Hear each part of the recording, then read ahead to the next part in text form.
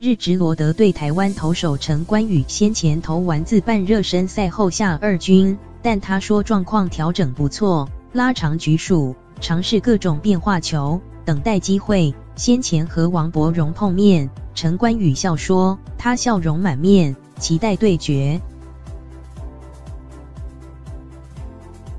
陈冠宇2月中在自办热身赛对乐天队先发，投3局无失分，表现不差，但之后没有在官办热身赛中出赛，下到二军调整。今天 Lamago 桃园队与日职罗德队在 COCO 海洋球场交流赛，陈冠宇与野手李杜轩也有随队。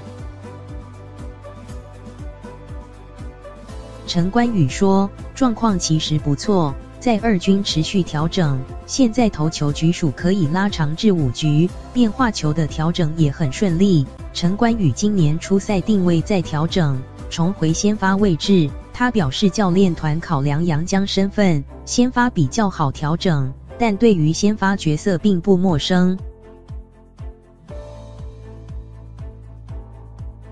距离球季正式开打还有2周，陈冠宇也透露教练团不断鼓励自己不要放弃，不要因为下二军想太多，变得患得患失，自评目前身体状况也很不错，把自己准备好，看看有没有机会。